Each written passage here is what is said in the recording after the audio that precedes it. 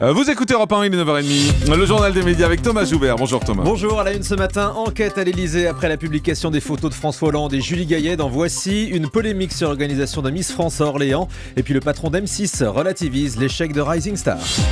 Et on commence donc avec l'Elysée qui mène l'enquête après la publication des photos de François Hollande et Julie Gaillet prises à l'intérieur du palais présidentiel. La présidence de la République est convaincue que les photos de Voici publiées vendredi ont bien été prises dans l'enceinte de l'Elysée, probablement de l'intérieur de l'appartement privé de François Hollande, sans doute un dimanche. L'auteur des photos, prises avec un téléphone portable, pourrait donc être un membre du personnel de l'Elysée ou un visiteur de passage. Hier, le journal du dimanche a révélé que la présidence avait dressé une liste de 12 employés susceptibles d'avoir réalisé ces photos. Des vérifications des allées-venues de chacun d'entre eux vont avoir lieu. François Hollande qui recadre la chaîne publique France-O. Le président de la République s'est entretenu avec les représentants de l'Outre-mer vendredi. Il a clairement pris position pour que France-O retrouve sa vocation d'être une chaîne ultramarine, alors qu'elle est devenue la chaîne des diversités. Actuellement, 15 à 20% des programmes seulement sont consacrés à l'Outre-mer, avec des scores d'audience ultra bas, puisque la chaîne réalise parfois 0% de part de marché, avec moins de 15 000 téléspectateurs sur des tranches de forte écoute comme l'Access.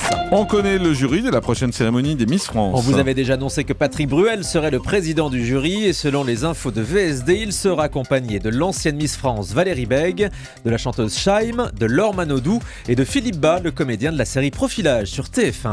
Et à propos de Miss France, le Parisien révèle ce matin une polémique sur l'organisation de la cérémonie à Orléans. Le maire UMP d'Orléans, Serge Grouard, se dit scandalisé par le fait que la région socialiste n'ait accordé qu'une subvention de 7 000 € pour l'organisation, alors que dans le même temps, la région va s'offrir pour 200 000 € de spots publicitaires durant l'émission. Le maire accuse la région de vouloir se faire de la pub sur le dos d'Orléans.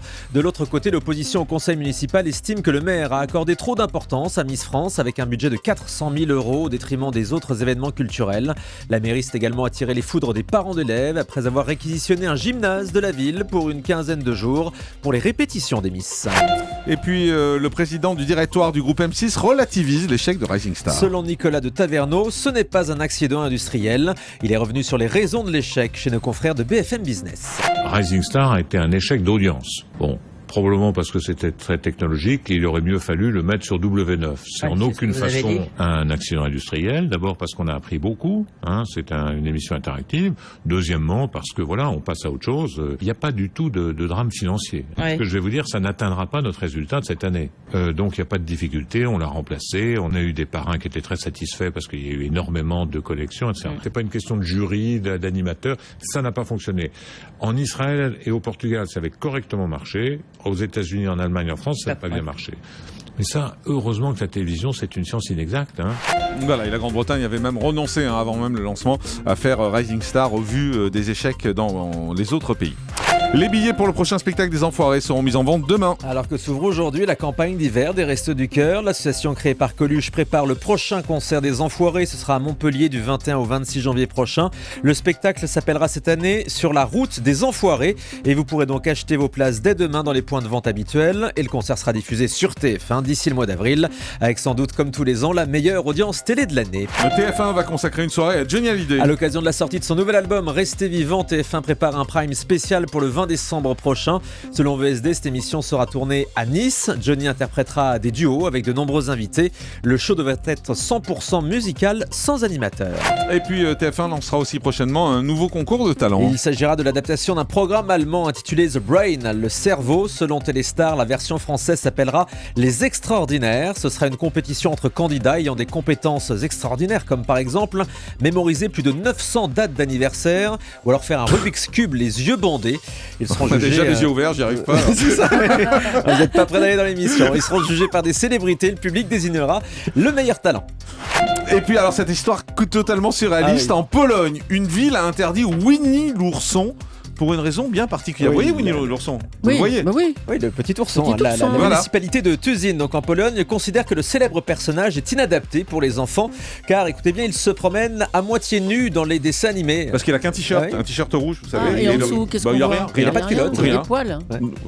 Ouais. Oui, mais c'est un ours. Bah oui, mais bon, les élus polonais accusent Winnie l'ourson du coup d'être hermaphrodite, car je cite, Il a pas de sexe. il n'a pas de Bah sexe. Ah, il n'y a rien, voilà. Résultat, donc la ville a refusé qu'un terrain de jeu pour enfants ait comme emblème Winnie le petit ourson. C'est l'inspecteur Ridicule. Julie qui enquête. Mais c'est ridicule. On termine avec le chiffre du jour.